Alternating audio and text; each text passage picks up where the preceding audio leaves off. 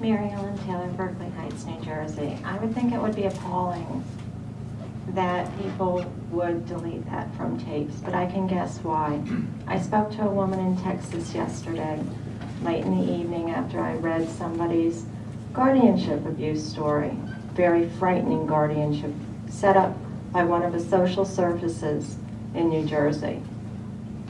There was no medical documentation there that would hold a light to any doctor that was worth his salt. And I don't know how it got through the courts and how they've taken almost $1 million of a gentleman's money. I will speak about guardianship abuse because the wind of change is coming with that. In May 13, in front of the Judicial Committee in Washington, D.C., it was brought up. And the wind of change is coming because judges and attorneys and people that are looking to financially exploit the ill, disabled, and the elderly, it's coming.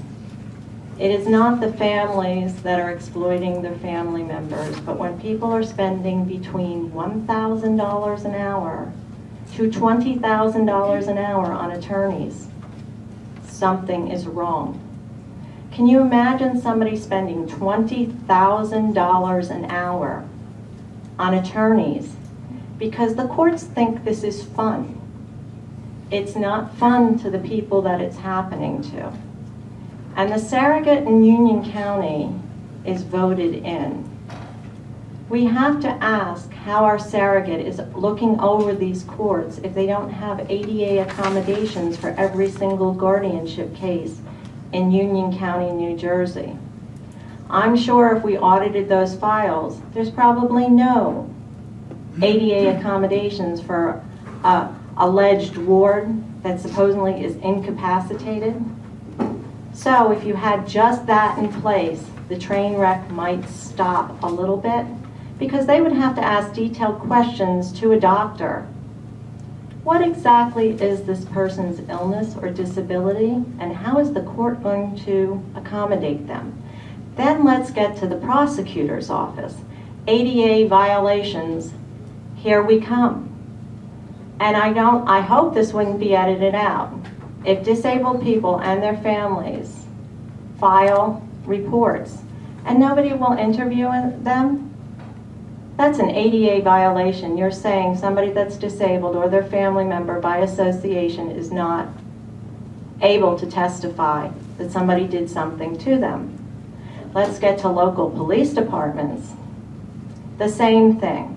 ADA violations when people put in complaints and it comes back, we found nothing, but you have people that are eyewitnesses to what have happened. The financial exploitation is beyond belief. Imagine $20,000 an hour to get yourself out of an illegal guardianship. You are held hostage. They tell you who you can speak to, who you can't. You have police at your house. You have people going after your children. And this woman in Texas said she was threatened. This is all part of the abuse.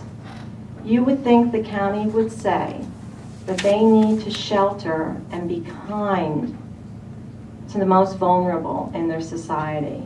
This speaks volumes for our society.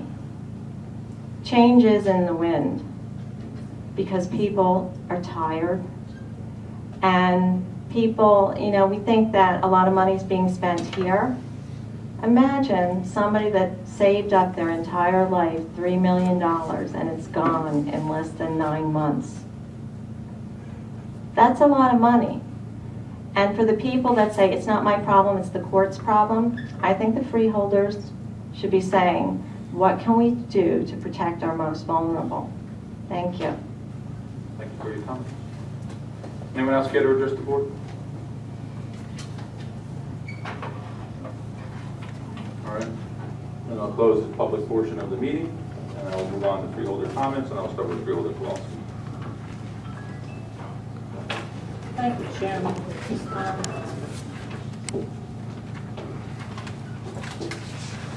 I just want to say regarding the last comments,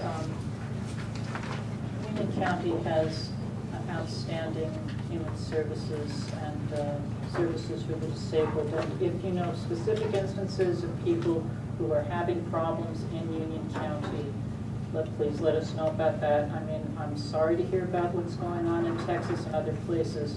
We are responsible for dealing with people in Union County, and when someone contacts us, we take action to help them. So just want to remind you about that.